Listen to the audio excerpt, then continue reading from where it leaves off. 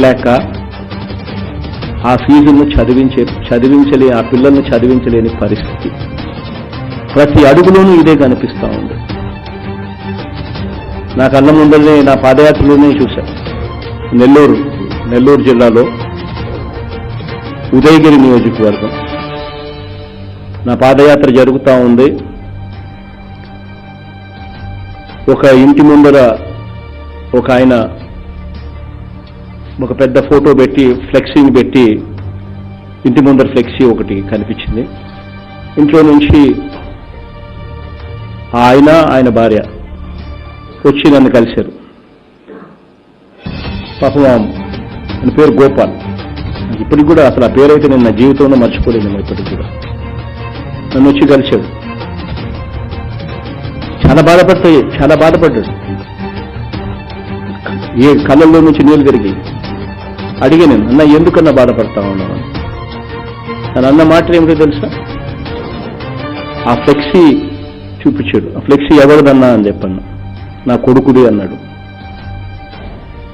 ఏమైందన్నా అన్న, నా కొడుకు బాగా చదువుతాడు, ఇంటర్మీడియట్లో మంచి మార్కులు వచ్చాయి. నా పిల్లలను నా కొడుకుని ఇంజనీరింగ్ చదివించాలి అని చెప్పి ఇంజనీరింగ్లో సీట్ వచ్చింది. చదివించడానికి కాలేజీకి తీసుకెళ్ళా.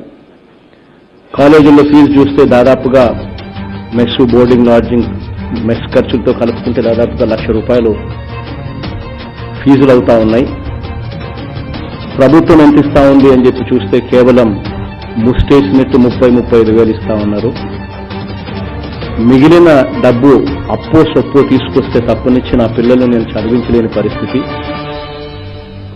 నా కొడుకు నా పరిస్థితిని చూసి ఆ సీటు వచ్చిన తర్వాత నన్ను అడిగాడు, నాన్న నా చదువు గురించి ఏం చేయాలనుకుంటున్నావు అని. నేను అడిగాను, నువ్వు చదువు నాన్న, నేను ఏదో ఒకటి చేస్తాను అని చెప్పి అప్పు తీసుకొచ్చాను. నా పిల్లల్ని కాలేజీలో చేర్పించాను. అది నా కొడుకు కూడా అర్థమైంది. నేను అప్పు తీసుకొచ్చాను, చేర్పించాను అన్న సంగతి. మొదటి ఏడాది అయిపోయిన తర్వాత సెలవులకి ఇంటికి వచ్చాడు. వచ్చిన తర్వాత 2వ ఏడాది మళ్ళీ అడిగాడు, నాన్న ఈ సంవత్సరం ఏం చేయబోతున్నావు నా ఫీజుల గురించి అని. ఏదో ఒకటి చేస్తాలే నాన్న అన్నాను. ఎలా చేస్తా ఉన్నానో చేయబోతా ఉన్నానో నా కొడుకు అర్థమైంది. కాలేజీలకి వెళ్ళాడు, ఆత్మహత్య చేసుకున్నాడు.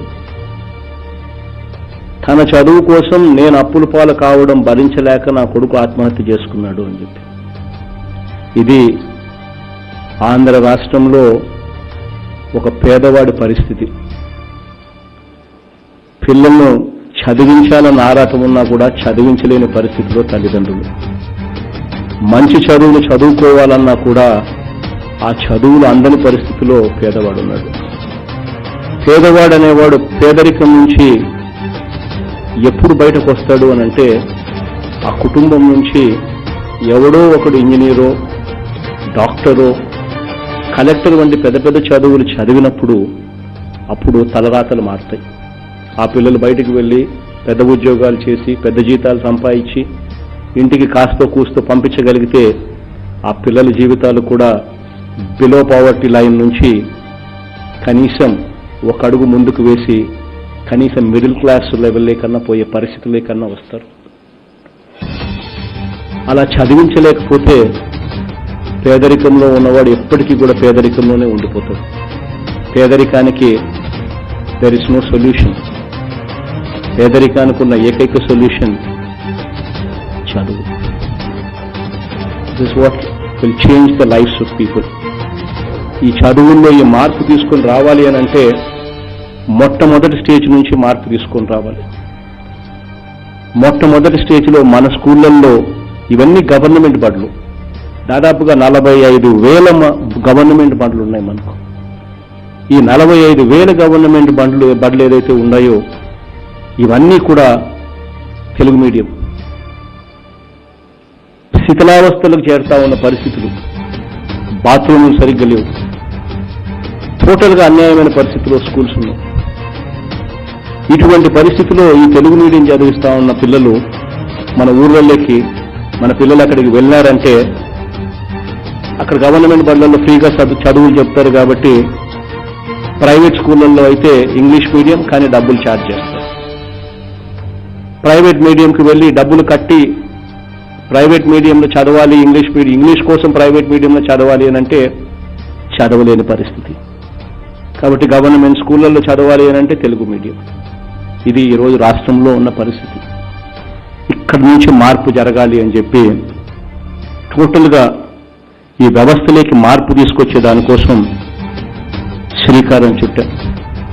ఈ శ్రీకారంలో చుట్టే దాంట్లోనే భాగంగానే ప్రతి గవర్నమెంట్ స్కూల్ను కూడా ఇంగ్లీష్ మీడియం దిశగా అడుగులు వేయించాలి అని చెప్పి మొట్టమొదట నిర్ణయం తీసుకోవడం జరిగింది.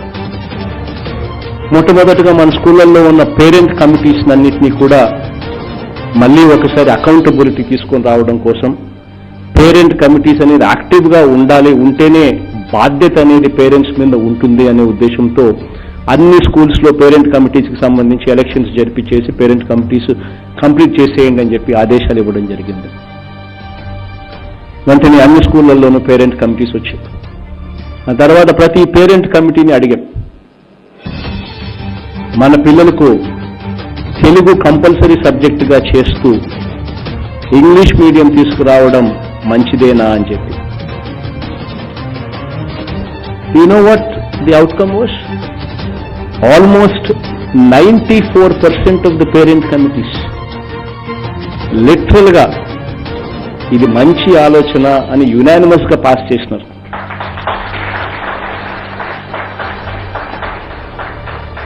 గవర్నమెంట్ స్కూళ్లలో ఇంగ్లీష్ మీడియం తీసుకురాగలిగితేనే మా పిల్లలకు మేము ఫ్రీగా డబ్బులు కట్టాల్సిన పని లేకుండా మా పిల్లల్ని బడులకు పంపించగలుగుతాం, మా పిల్లలు ఇంగ్లీష్ నేర్చుకోగలుగుతారు, మా పిల్లలు ఇంగ్లీష్ నేర్చుకోగలిగితే భావితరంతో పోటీ పడగలుగుతారు అని చెప్పి 94% of the parents committees pass చేసినాం. పాస్ చేసిన తర్వాత అంత ఓవర్వెల్మింగ్ గా పేదవాడు తన పిల్లల బ్రతుకును మార్చుకునే దానికోసం ఆరాటపడతా ఉన్నా కూడా మన కర్మ కొద్దీ ఒక చెడిపోయిన రాజకీయ వ్యవస్థలో మనం బ్రతుకుతాం. అటువంటి కార్యక్రమానికి కూడా అడ్డంకులే. అసెంబ్లీలో బయటకు ఒక మాట మాట్లాడతారు, అసెంబ్లీలో బిల్లులు అడ్డుకునేటప్పుడు బిల్లులు అడ్డుకుంటారు. ఇంగ్లీష్ మీడియం బిల్లును అడ్డుకోవడం జరిగింది. అడ్డుకోగలిగారు కానీ, డిలే చేయగలిగారు కానీ అడ్డుకోలేకపోయారు. మళ్ళీ అదే బిల్లును మళ్ళీ పెట్టాం, మళ్ళీ పాస్ చేయించే కార్యక్రమం చేస్తాం. ప్రతి అడుగులోనూ కూడా అడ్డుకోవడం, అడ్డుకుంటూ చివరికి వీళ్ళందరూ ఎటువంటి మాటలు మాట్లాడతారు అని అంటే, ఇంగ్లీష్ మీడియం అనేది తీసుకొస్తే తెలుగును అగౌరవపరిచినట్టు అని చెప్పి కొత్త థియరీలు తీసుకొస్తారు. ఆశ్చర్యం కలిగించే థియరీలు ఇవన్నీ కూడా. కొన్ని అంతగా తెలుగును గౌరవించే ఈ పెద్ద మనుషులందరూ వాళ్ళ పిల్లల్ని ఎక్కడ చదివిస్తున్నారు, వాళ్ళ మనవాళ్ళు ఎక్కడ చదివిస్తున్నారు అని అంటే అందరూ ఇంగ్లీష్ మీడియంలో చదివిస్తా ఉన్నారు. కానీ పేదవాళ్ళు మాత్రం తెలుగు మీడియంలో చదవాలా, తెలుగును గౌరవించాలట. కానీ వాళ్ళు మాత్రం ఇంగ్లీష్ మీడియంలో చదవచ్చు, తెలుగును గౌరవించినట్టే. ఇటువంటి భాషల్ని ఎక్కువ ఇస్తూ ఉంటారు, ఇటువంటి స్పీచెస్ ఎక్కువ ఇస్తూ ఉంటారు. ఇటువంటి పరిస్థితిలో మళ్ళీ కోర్టులకు వెళ్ళడం, కోర్టులలో నుంచి కూడా అడ్డంకులు క్రియేట్ చేయాలని చెప్పి ప్రయత్నాలు చేయడం. అయినా కూడా ఖచ్చితంగా ఇది జరగాలి, ఖచ్చితంగా కూడా ఇది చెయ్యాలి అన్న ఒక ఉక్కు సంకల్పంతో, పేదవాడి జీవితంలో మార్పు తీసుకొని రావాలి అని ఒక ఉక్కు సంకల్పంతో అడుగులు ముందుకు వేశారు. తర్వాత కోర్టులో అడ్డంకులు కలగజేస్తే ఆ అడ్డంకులను కూడా స్ఫూర్తిగా తీసుకుని దాదాపుగా మొత్తం 40 లక్షల మంది పిల్లల దగ్గర అందరి తల్లిదండ్రుల దగ్గరికి మనుషులు వాలంటీర్లను పెట్టి, ఎడ్యుకేషన్ డిపార్ట్మెంట్ స్టాఫ్ను పెట్టి పంపించి అడిగిచ్చాం. మీకు ఆప్షన్స్ ఇచ్చాం. ఇంగ్లీష్ మీడియం తెలుగు సబ్జెక్ట్ కావాలనా వద్దా, లేకపోతే మీకు తెలుగు మీడియమే కావాలనా, లేకపోతే ఇంకొక మీడియం కావాలనా, ఆప్షన్స్ మీకు ఏంటి అని చెప్పి ప్రతి ఇంటికి పంపించాం. మొత్తం దాదాపుగా 40 లక్షల మంది పిల్లల ఇళ్లకు ఆ తల్లిదండ్రులందరూ ఒక్కొక్క ఒపీనియన్ తీసుకున్నాం. 40 లక్షల ఒపీనియన్, దగ్గర 40 లక్షల ఒపీనియన్ తీసుకున్నాం. ప్రతి ఇంటికి మనిషిని పంపించి ఆ ఒపీనియన్ చూస్తే ఆశ్చర్యం కలిగించే విషయం ఇంకోటి ఏం తెలుసా, పేరెంట్ కమిటీస్లో 94% వస్తే ఇండివిజువల్ తల్లిదండ్రులు తమ పిల్లలను ఇంగ్లీష్ మీడియంలోనే చదివించాలి, తెలుగు కంపల్సరీ సబ్జెక్ట్ చేస్తే బాగుంటుంది అని చెప్పిన వాళ్ళు ఏకంగా 96% ఏకంగా రాశారు. ఇండివిజువల్ అంటే చాలామంది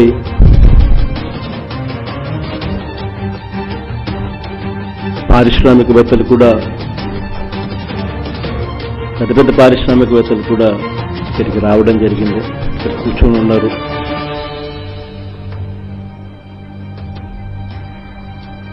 so probably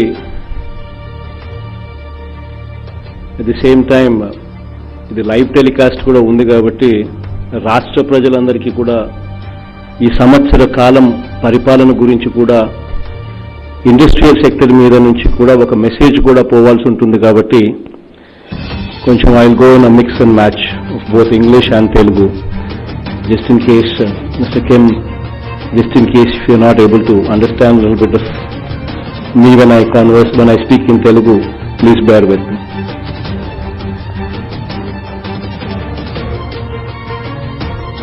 The wheels of economy, మన ఆర్థిక రథం నడవాలి అనంటే వ్యవసాయం అన్నది ఒక చక్రం అయితే రెండో చక్రం పారిశ్రామిక సేవా రంగాలు.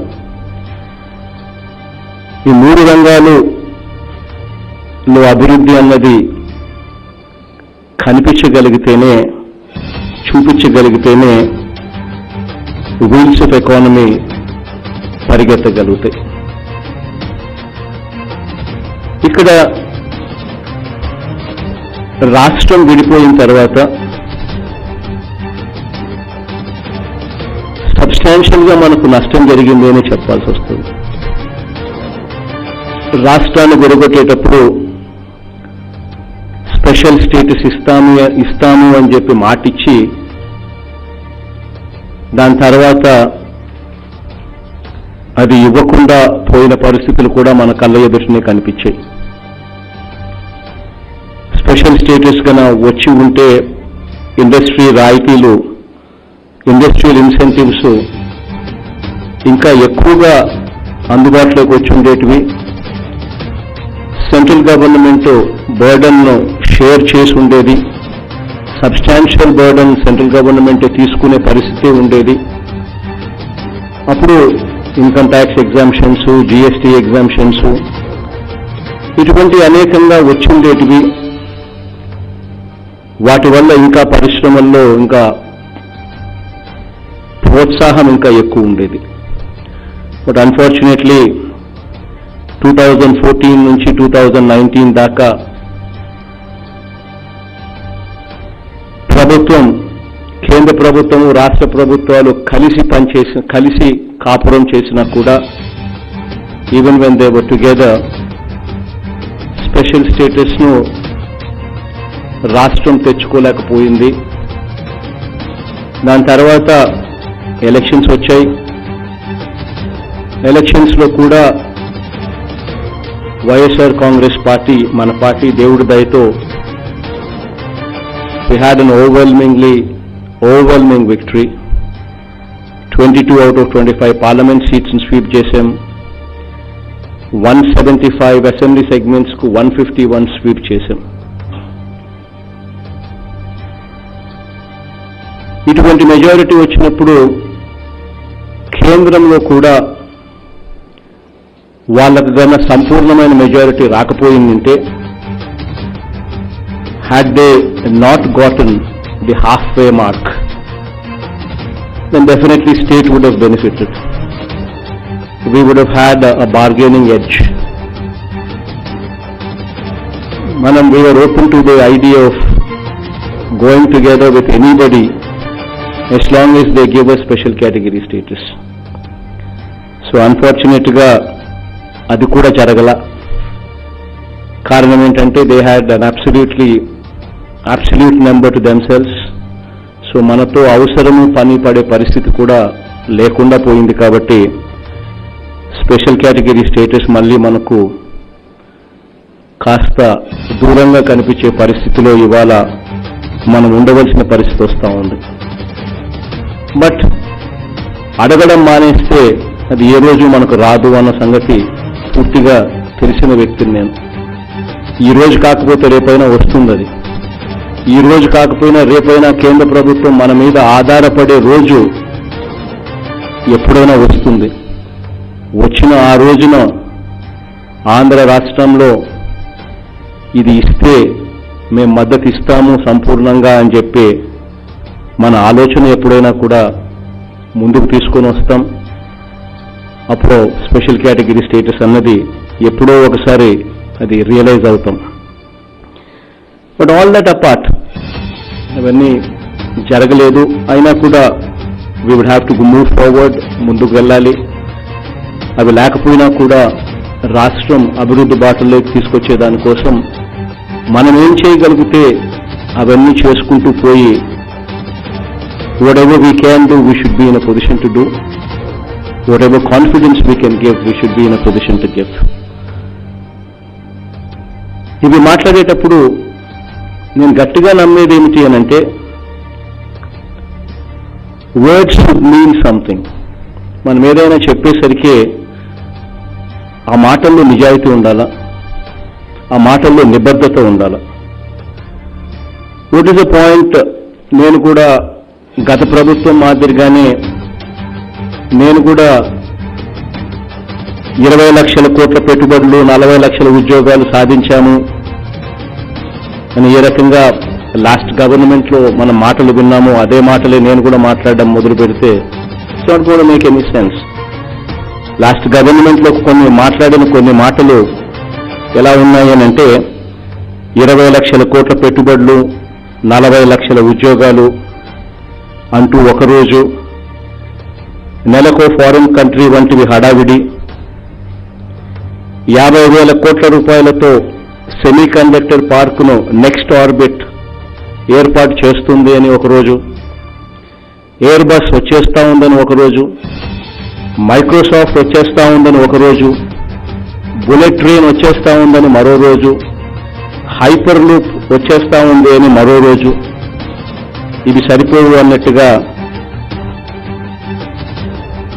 ఈ మధ్యకాలంలోనే దివాలా తీసిన బిఆర్ శెట్టి ఈ పక్కనే 1,500 పడకల ఆసుపత్రి కోసం 6,000 కోట్లతో తాను దిగుతున్నాడు అని, ఇలాంటి అబద్ధాలు, ఇలాంటి గ్రాఫిక్స్, ఇవే మాటలు నేను కూడా చెప్పడం మొదలు పెడితే ఎక్కడ కూడా న్యాయం అనేది ఉండదు.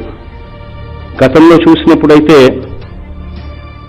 ఆశ్చర్యం కల్పించే మాటలు ఏంటంటే ఈజ్ ఆఫ్ డూయింగ్ బిజినెస్ గురించి గొప్పగా చెప్పుకునేవాళ్ళు. ఆంధ్ర రాష్ట్రం ఈజ్ ఆఫ్ డూయింగ్ బిజినెస్ లో టాప్ 1, 2, 3 స్థానంలో మన ఆంధ్ర రాష్ట్రం ఉంది అని చెప్పి.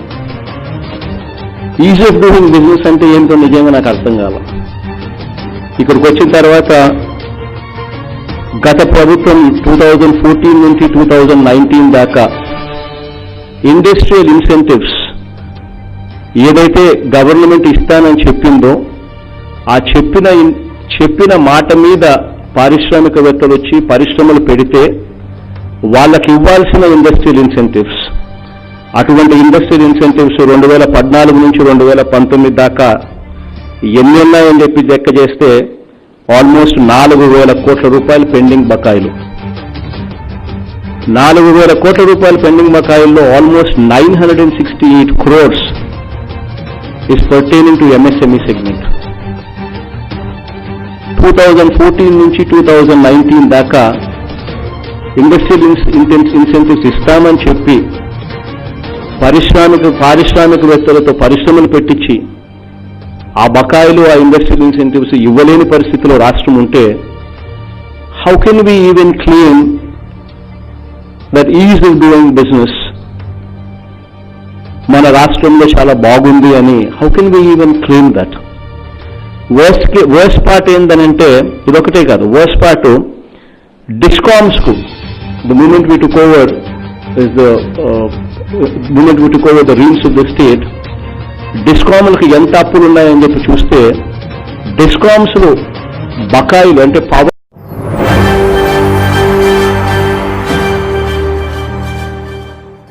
మన టెంపుల్ సిటీ తిరుపతి పుణ్యక్షేత్రంలో శ్రీ వెంకటేశ్వరుని పాదాల చెంత మునుపెన్నడూ లేని విధంగా సరికొత్త ఛానల్ గరుడా టీవీ ప్రతినిత్యం ఆధ్యాత్మిక విశేషాలతో ధార్మిక సాంస్కృతిక కార్యక్రమాలతో అందరినీ అలరించడానికి వచ్చేసింది గరుడా టీవీ.